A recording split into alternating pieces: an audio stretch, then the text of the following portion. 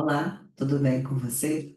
Hoje nós vamos conversar aqui sobre um tema bastante importante, que é da menarca à menopausa, a vulnerabilidade da mente na trajetória reprodutiva da mulher. E aqui eu vou falar principalmente dos transtornos de humor, porque eu sei que eles são os mais prevalentes nos consultórios de não psiquiatras.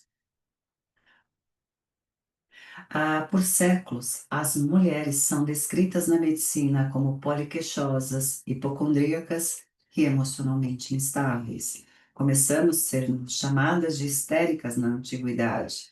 Hísteros tem a ver com útero na etimologia grega. Hipócrates, que viveu entre 460 a 377 anos antes de Cristo, pensava que a causa da histeria fosse o movimento irregular do sangue do útero para o cérebro. Então, histeria significaria esse útero errante. Passamos pela Idade Média sendo bruxas ou endemoniadas.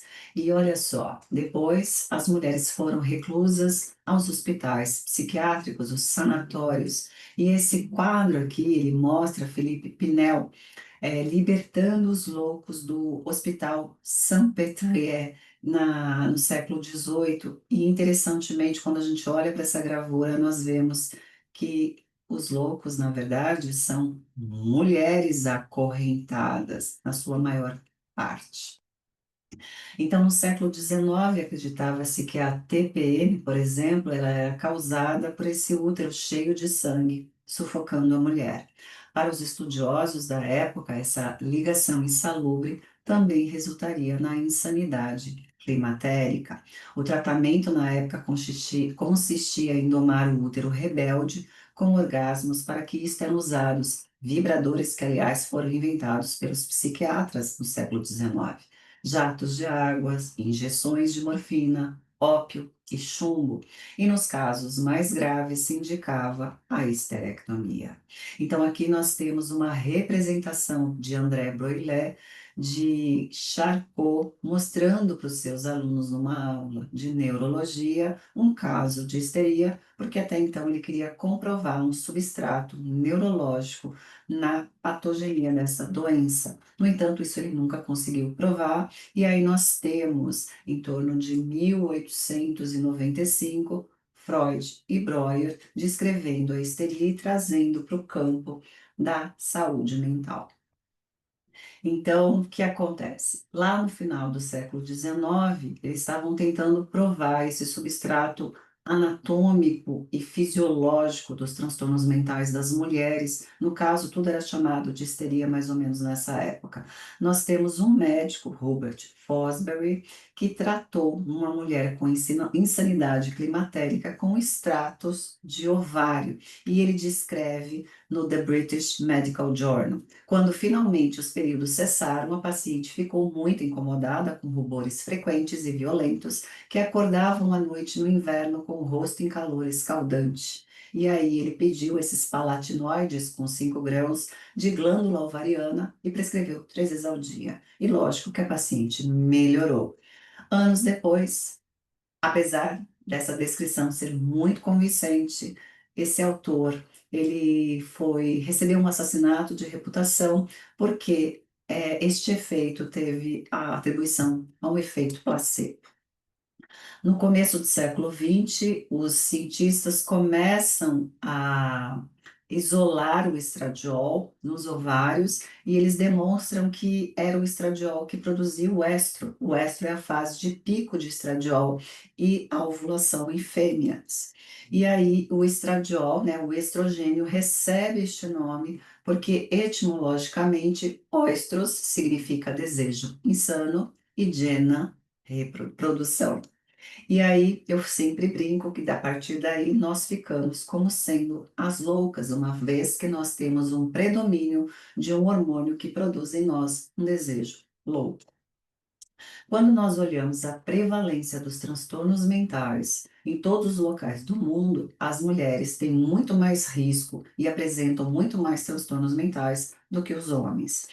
Isto muitas vezes atribuído às suas questões hormonais. Só para ter uma ideia, uma a cada 8 mulheres tem pelo menos um episódio de depressão ao longo da vida. É o dobro observado em homens. E na transição menopausal, a gente tem esse número aí chegando a 4 vezes mais. E claro, aquela mulher que já teve um episódio anterior, ela é de maior risco. Então, quando nós olhamos esse gráfico, nós percebemos que a partir do momento que tem a menarca, a mulher passa a ter mais risco de depressão quando comparado ao homem na linha azul. E isto aumenta ainda mais na transição menopausal, que é uma fase de muita oscilação hormonal. Então, essas alterações hormonais, com os picos de episódio, puberdade, fase perinatal, gestação e puerpério, mais perimenopausa, hoje é denominado de transtornos de humor reprodutivo, que são os episódios depressivos desencadeados pelas flutuações durante essas transições hormonais. Porém, no DSM ainda fica o tal do transtorno do espectro bipolar, que vai desde uma depressão muito grave até a mania psicótica, porque nós temos uma lacuna de em torno de 20 anos entre os achados da neurociência e a descrição do DSM-5. Tanto é que na Academia Americana de Psiquiatria, o ano passado, em maio, nós tivemos uma aula sobre os transtornos reprodutivos do humor com este título. Embora a própria academia produza o DSM-5-TR, não sabemos se o DSM-6 haverá alguma modificação com relação a esse item. Então, nós sabemos que de 3 a 19% das mulheres em idade reprodutiva experimentam alterações de humor na fase pré-menstrual, clinicamente significativo. 25% experimentam sintomas de humor durante ou após a gravidez, de 45 a 68 experimentam essas alterações durante a transição menopausal. Então, esses três pontos aqui são pontos de transição de hormônios nas mulheres e de alta vulnerabilidade para transtornos de humor. Eu sempre brinco que a mulher, durante o seu ciclo menstrual, ela anda numa montanha-russa cuja volta completa demora 28 dias e cada dia do mês ela está num trajeto, numa parte. E claro, o seu cérebro vai ser moldado conforme essa oscilação hormonal. Não é à toa que nós somos conhecidas como mulheres de fase. Então, durante os anos reprodutivos, esse cérebro precisa desenvolver mecanismos flexíveis para se adaptar a essas mudanças cíclicas, e aquelas que têm uma incapacidade, vamos dizer assim, de resiliência biológica de adaptação, são as mais vulneráveis aí a episódios de humor durante essas janelas de oscilações hormonais, principalmente aqui a gente está falando da fase reprodutiva. Hoje nós já temos um mapeamento de acordo com a oscilação da alopregnanolona, que é o metabólito ativo da progesterona no cérebro, e também do estradiol. Nós temos pelo menos três fases importantes do ciclo menstrual com representação psicopatológica. Nós temos, no primeiro momento, que eles chamam de sensibilidade lútea à alopregnanolona, que ocorre na fase lútea, onde tem uma maior hipersensibilidade e reatividade emocional em decorrência do GABA e do 5-HTP. E nós temos também aqui na fase perimenstrual, com a queda do estradiol, essa mulher também teria uma expressão de uma alteração na função executiva devido à dopamina e à serotonina. E aqui as mulheres que têm TDAH, elas podem piorar os seus sintomas precisando de ajuste na medicação. Na fase periovulatória, nós temos também aumento e redução aqui do estradiol, que pode trazer também alterações psicopatológicas, sobretudo comportamentos de busca de recompensa. Hoje nós temos visto aí um aumento expressivo do abuso de álcool que pode ocorrer nessa fase, assim como também as questões do comportamento sexual. Então, nós temos que ter este mapa mental do ciclo menstrual da mulher quando nós estamos diante de queixas de transtornos mentais, para que a gente possa identificar se tem essa variação dos sintomas de acordo com essas fases do ciclo menstrual. Então, nós temos o primeiro transtorno de humor relacionado aí aos hormônios, o transtorno disfórico pré-menstrual, que nós sabemos que muitas vezes demoram muitos anos para serem diagnosticados. Qual que é o mais comum? A mulher começar os sintomas em torno dos 12, 13, até os 15 anos, e ela só receber esse diagnóstico 20 anos depois, aos 35 anos, quando ela está aí entrando na transição menopausal, muitas vezes. Então, tem essa lacuna de 20 anos, essa mulher sofrendo, né, e muitas vezes tida aí como louca, e, na verdade, ela tem uma variação do humor em decorrência da flutuação ou da hipersensibilidade à alopregnanolona. Esse não reconhecimento leva a muito sofrimento. Dependendo da gravidade dos sintomas, essas mulheres podem ter ideação e até mesmo tentativas de suicídio que não são tratadas, validadas, e muitas vezes essas mulheres sofrem muito porque a própria família acaba, assim, desprezando por ser uma mulher problemática. Então, isso contribui para a desvalorização da saúde mental feminina, os estigmas sociais que as mulheres sofrem em decorrência disso, e, claro, toda a invalidação, uma vez que ela é fresca e está querendo apenas chamar a atenção.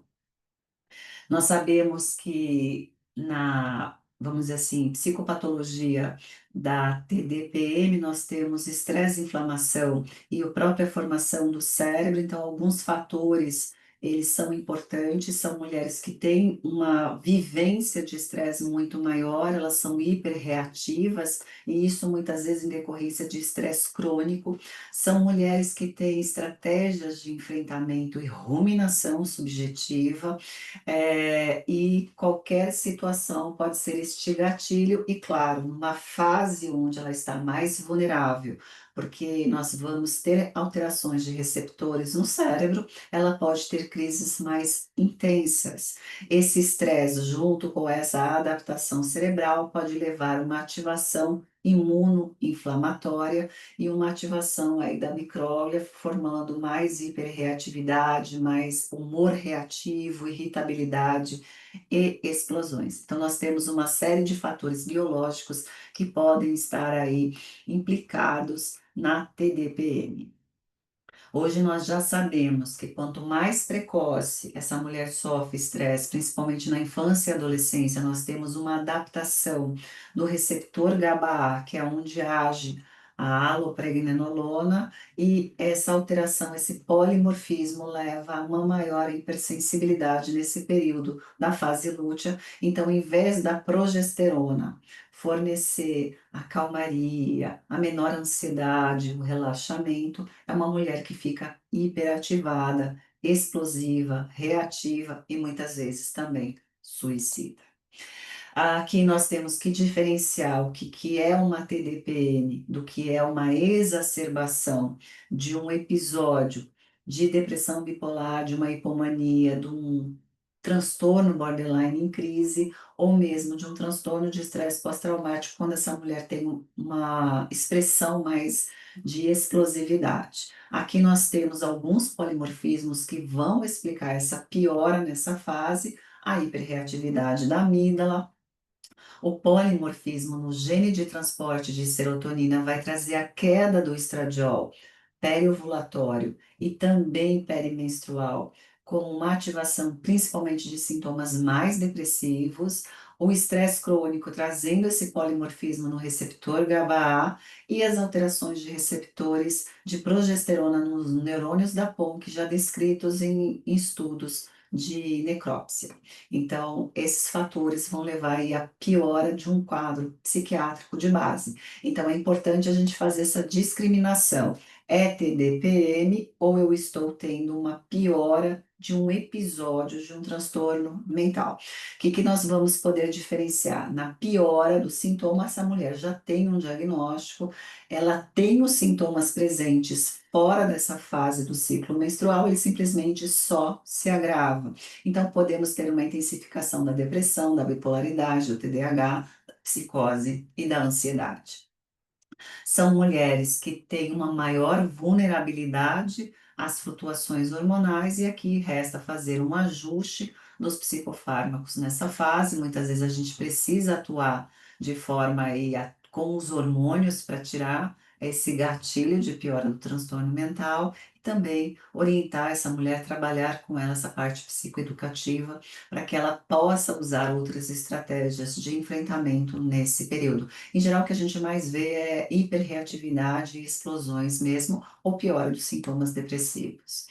A depressão, com certeza, é o mal do nosso século e muitas vezes acontece já durante a adolescência. E depressão em adolescência, a gente precisa lembrar que nós temos uma doença que é a síndrome do ovário policístico, é uma doença metabólica. E para a gente entender como é a depressão no ovário policístico, eu quero conversar com você sobre a neurobiologia da depressão. Na década de 60, mais ou menos, foi descrito a hipótese monoaminérgica, então nós começamos a raciocinar que a depressão seria uma falta de noradrenalina, dopamina, serotonina.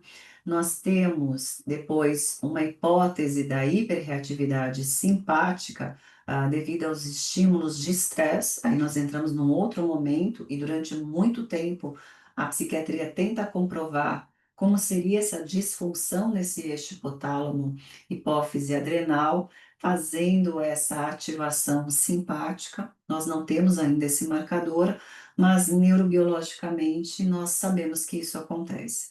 Na década de 80, mais ou menos, começa a surgir os primeiros estudos mostrando uma adaptação imunoinflamatória no cérebro em resposta a esse estresse ambiental e as condições psicossociais, e entra também esse componente. E na década de 90 para cá, com o advento das máquinas de neuroimagem funcional, nós conseguimos aí mensurar o metabolismo da glicose e entra a hipótese aí da bioenergética.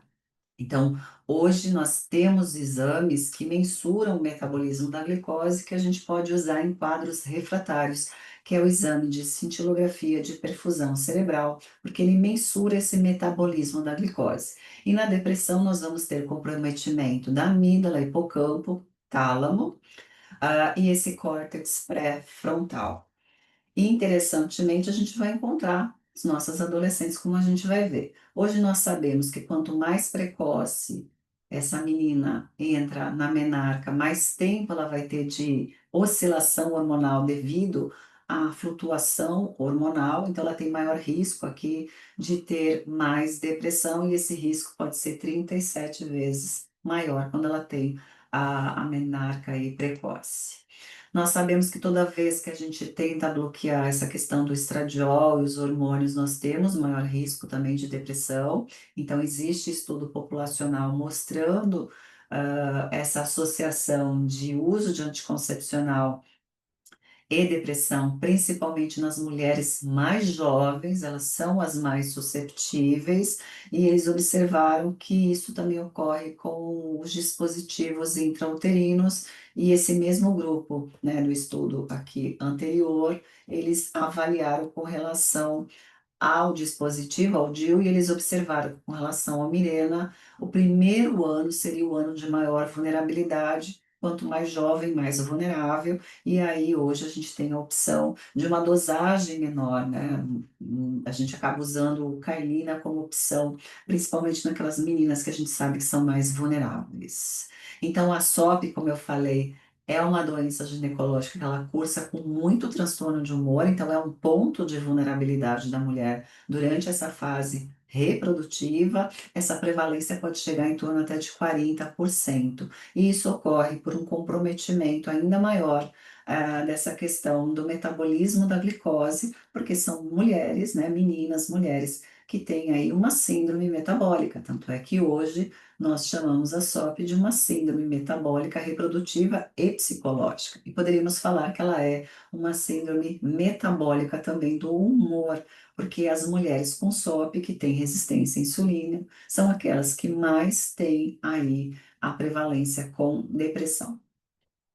E mesmo aquelas que não são obesas podem ter este hipometabolismo cerebral, porque ele está ligado à resistência à insulina e não necessariamente à obesidade. Então, essas meninas, mulheres, elas estão em condição de risco para uma disfunção bioenergética, reforçando essa associação dos sintomas de humor, que é característico da depressão atípica, que a gente já vai ver, a maior vulnerabilidade também para a desregulação alimentar, porque essa depressão atípica, ela aumenta a vontade de comer. Então, aquela menina que já tem problema com obesidade, desenvolvendo uma depressão atípica, ela vai aumentar ainda mais a sua hiperfagia. Esse estudo relacionou essa depressão atípica à resistência insulínica em mulheres com síndrome do ovário policístico. Então, elas têm um comprometimento funcional importante medido aqui, enquanto comparadas com as não, com as mulheres com SOP sem depressão, e nós tivemos uma apresentação nas meninas com depressão atípica, em torno de quase 80% aqui de depressão atípica.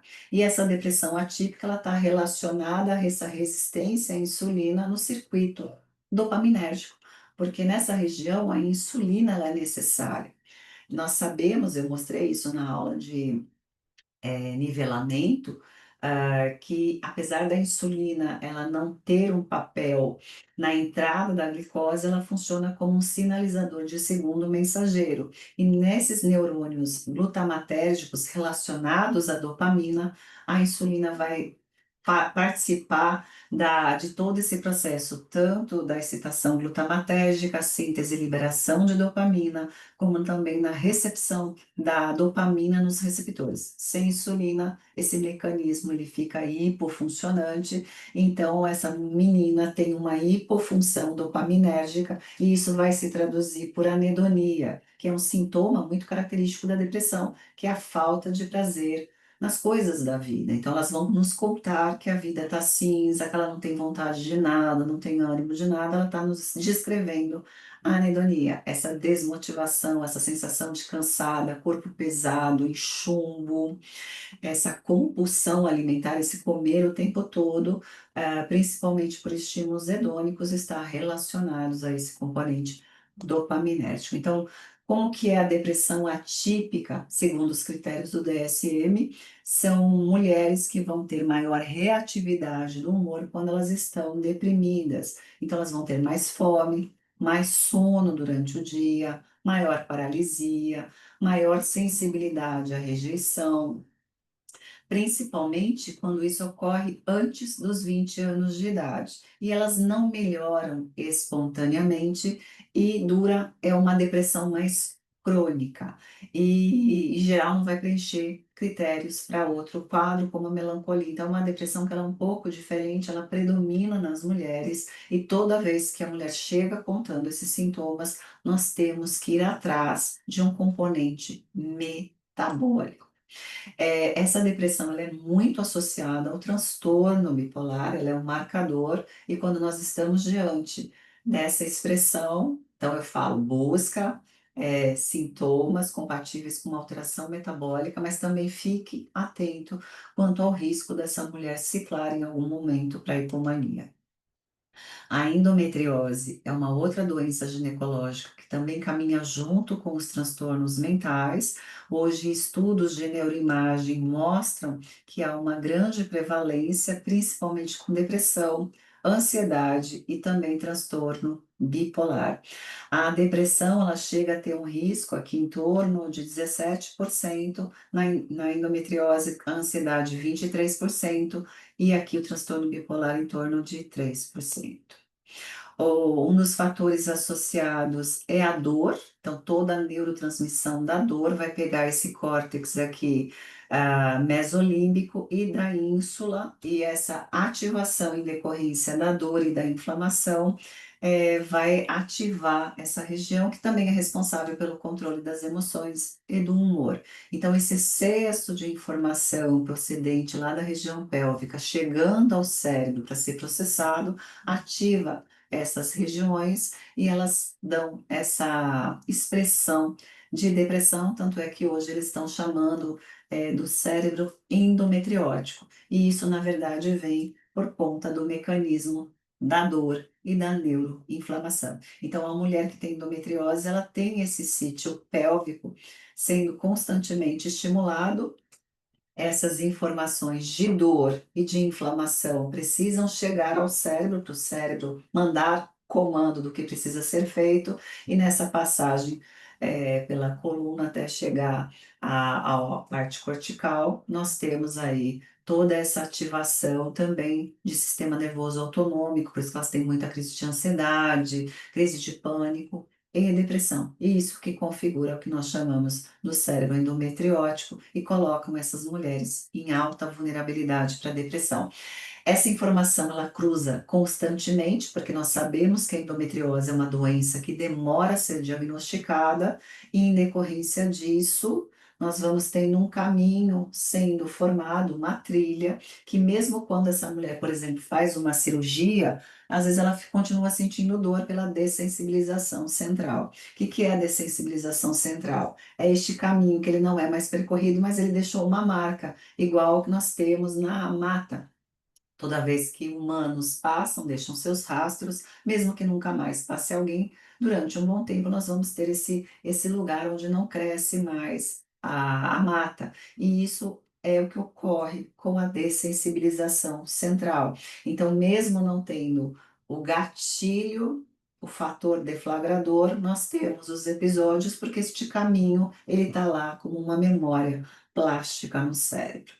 Aqui eu quero chamar atenção naquelas mulheres que já têm depressão, já têm histórico de transtorno de humor, que elas podem piorar, foi isso que esse estudo mostrou, com o uso do Dienogest. E aqui nós não estamos dizendo que o Dienogest causa depressão, tanto é que nas mulheres que não tinham depressão, elas não descontinuaram, em muitos casos, por conta da piora da depressão. Porém, isso aconteceu na maior parte das pacientes que tinham ou outros transtornos psiquiátricos ou depressão. Então, toda vez que nós temos uma mulher que é diagnosticada com endometriose, que ela já faz tratamento psiquiátrico, nós temos que ficar mais atentos que o Dienogest pode ocasionar a piora. E aqui vale a informação para que a gente não invalide essa mulher que já tem uma história de vida recorrente aí de invalidações ao longo da sua vida. Um outro ponto é a depressão perinatal. Então, nós sabemos que esse período gestacional e puerperal, ele também é de vulnerabilidade para os transtornos de humor. A depressão perinatal, principalmente no período gestacional, ela está muito associada se essa mulher já estava em tratamento ou as circunstâncias psicossociais que elas estão vivendo. E nós temos que ficar muito atentos, porque é uma janela de alta vulnerabilidade para piora dos sintomas, principalmente de transtorno de humor e também risco de suicídio. E a primeira linha de tratamento, com certeza, é a intervenção psicoterapêutica. E a farmacoterapia ela é indicada nos casos mais graves. Então, o cérebro materno, ele também vai ter que se ajustar à maternagem, então ele passa por alterações estruturais e neurofisiológicas para fazer com que esta mulher reconheça o choro, a fisionomia e faça uma interpretação muito rápida do seu bebê. E isso persiste por muitos anos, calcula-se até em torno de 6 anos e meio da criança, quando a mãe é a única responsável pelo cuidado da criança. Então, os exames de imagem funcional já mostram que o cérebro, sim, ele se modifica durante a gestação e o pós-parto, e é conhecido como o famoso mommy brain. A neurobiologia da depressão pós-parto, ela está envolvida, além dessas alterações cerebrais em decorrência da maternagem, toda essa ativação do eixo hipotálamo hipófise adrenal que pode vir no estresse. Então, no pós-parto, o estresse pela privação do sono pode ser um deflagrador e, ao mesmo tempo, um diagnóstico diferencial, e aí vai ser a gravidade do quadro, muitas vezes, que vai nos direcionar se é uma depressão ou apenas uma exaustão. Nós temos que mulheres mais sensíveis em relação a esses receptores, principalmente GABA, elas são as mais susceptíveis, e nós temos aí também alguns polimorfismos, como o do receptor de ocitocina. Então, são mulheres que nós temos que ficar atentas. O que ocorre entre a última gestação e a menopausa é um grande enigma. Hoje, várias linhas de pesquisa estão tentando estudar, por exemplo, se o cérebro de mulheres que tiveram filhos, ele seria mais protegido, porque ela ficou com maior volume, digamos assim, de estradiol por mais tempo, do que aquela mulher nulípara. Então, como a gestação ela precisa adequar o sistema imunológico, a mulher que já teve filhos, ela seria menos responsiva do ponto de vista imunológico quando comparada a uma mulher nulípara. E isso garantia a ela maior proteção cerebral, mas nós ainda não sabemos. Então, a mulher chega aí por volta dos 40 anos, eu brinco que é o grande portal, porque ela começa a entrar numa fase de grande oscilação hormonal.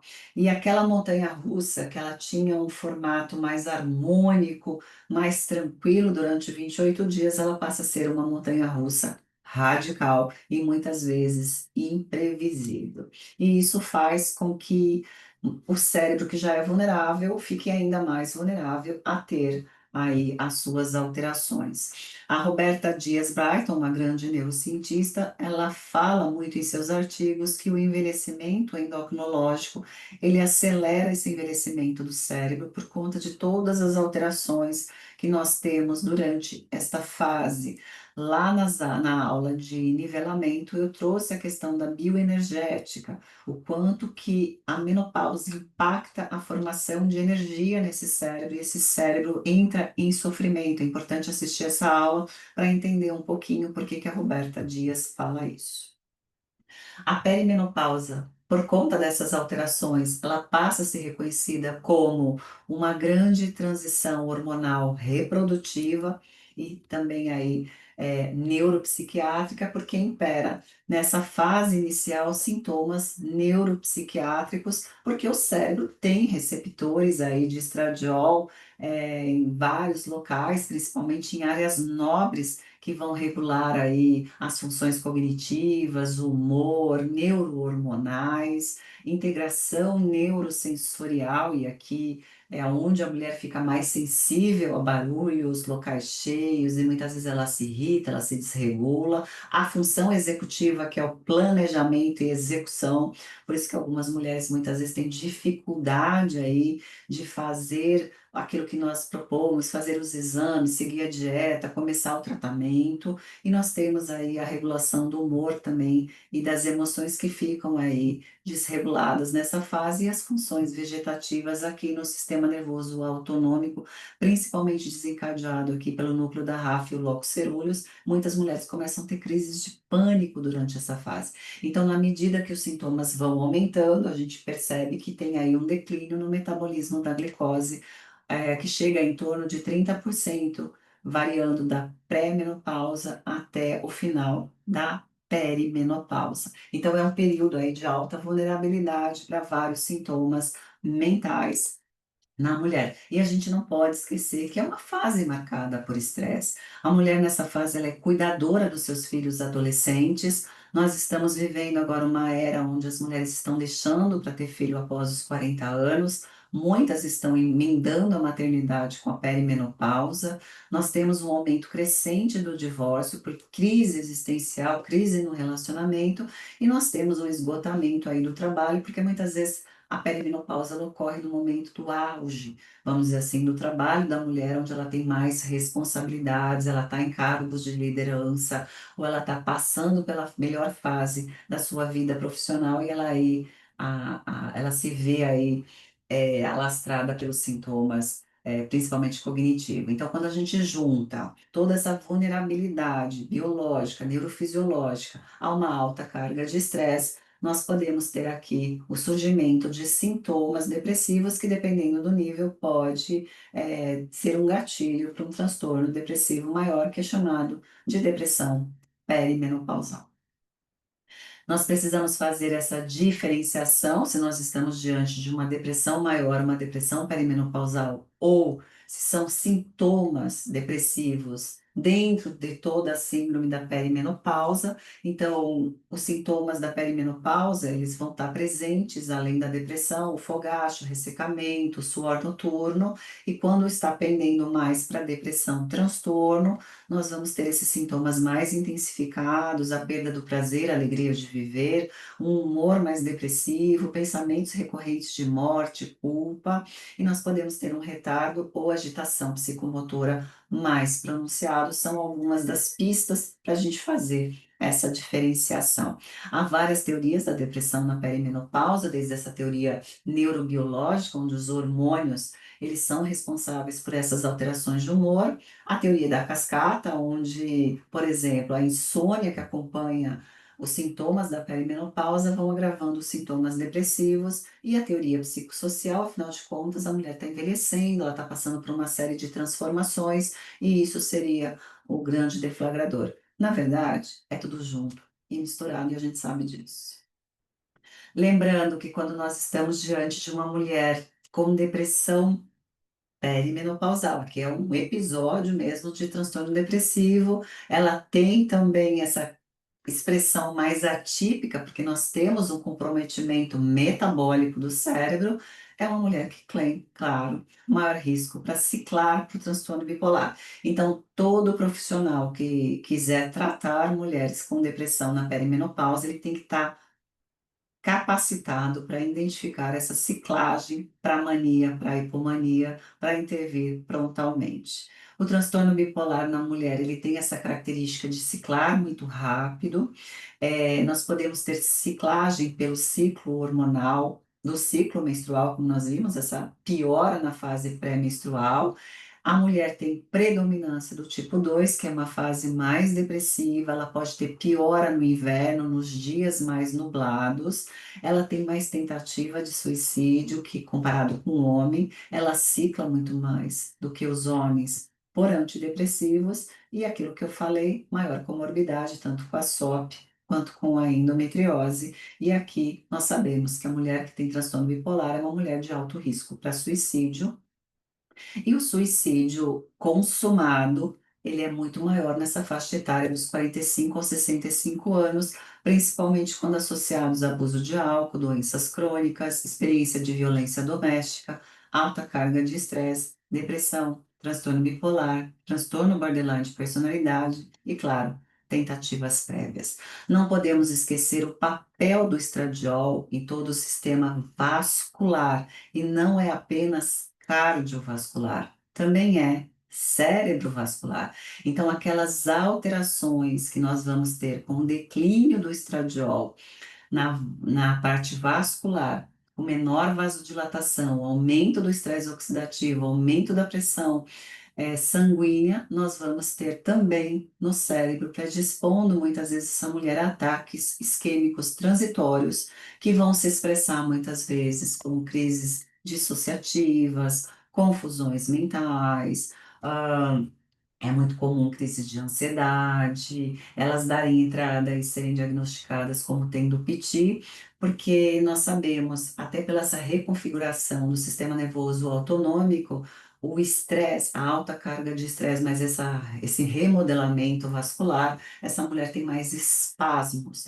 Então, aquilo que no coração poderia determinar uma inoca, nós podemos ter um ataque isquêmico transitório no cérebro, predispondo essa mulher a uma doença cerebrovascular que se inicia aí aos 50 anos, por exemplo. Então, hoje nós sabemos que a doença microvascular, ela também compromete não só a, a parte cardiovascular, cardíaca, mas também a parte cerebrovascular, e nós temos um espectro que pode ocorrer aí durante várias fases da vida da mulher, principalmente na parte perinatal, mas também aí durante a transição menopausal e o seu envelhecimento. Então, o envelhecimento, ele aumenta esse fator de risco cardiovascular e também cerebrovascular, ele é potencializado conforme a mulher vai tendo outras doenças, principalmente metabólicas. Isto vai fazendo com que esse remodelamento seja cada vez maior, diminuindo o aporte de oxigênio para o cérebro. A gente tem uma disfunção da barreira hematoencefálica também, pela disfunção endotelial. Isso leva a pequenas lesões na substância branca, na substância cinzenta, junto com o estresse, a falta de suporte. Nós podemos ter aqui nessa fase uma depressão vascular, que muitas vezes vai ser entendida como uma depressão resistente, porque ela é orgânica, ela não tem a ver com neurotransmissores, mas sim com insulto orgânico. E aí essa mulher fica nesse tratamento. Lembrando, mais uma vez, que esse comprometimento vascular e metabólico na mulher diminui a resposta à terapia de reposição hormonal. E é muito frequente a gente não ter resposta dos sintomas e aumentar a dosagem da reposição hormonal, e essa mulher continua reclamando e muitas vezes ela é invalidada. A gente precisa levar em conta a saúde metabólica e a saúde vascular dessa mulher. E claro, a gente vai ter o parâmetro a saúde cardiovascular. Então é importante estar sempre fazendo a ultrassom da carótida, da vertebral, os exames cardiológicos, os exames sanguíneos de marcadores metabólicos, porque eles são sinalizadores indiretos da saúde metabólica e vascular cerebral, principalmente nessas mulheres que têm pouca resposta, porque aqui a gente também vai ter uma janela, digamos assim, de vulnerabilidade para depressão tardia. E vai pegar a mulher numa fase que ela não tem muitas vezes o suporte da família, e aí a gente não quer isso para as nossas pacientes, porque nós queremos mulheres resistentes, não resistentes da insulina, mas resistentes de saudáveis, mulheres que têm autonomia, que têm mobilidade para ir e vir aonde elas quiserem, e claro, com sanidade mental. Existe uma grande preocupação hoje com relação à morte cardiovascular, e isso é importante, mas nós também temos mulheres que estão morrendo em vida aí com as doenças neurodegenerativas desencadeadas pela saúde cardiometabólica ruim, e claro que aqui entra a obesidade como fator de risco. Então, era isso que eu queria estar conversando com vocês nessa aula importante, porque nós estamos aqui juntos para atender melhor as nossas mulheres durante o seu tratamento da obesidade e da síndrome metabólica. Até mais.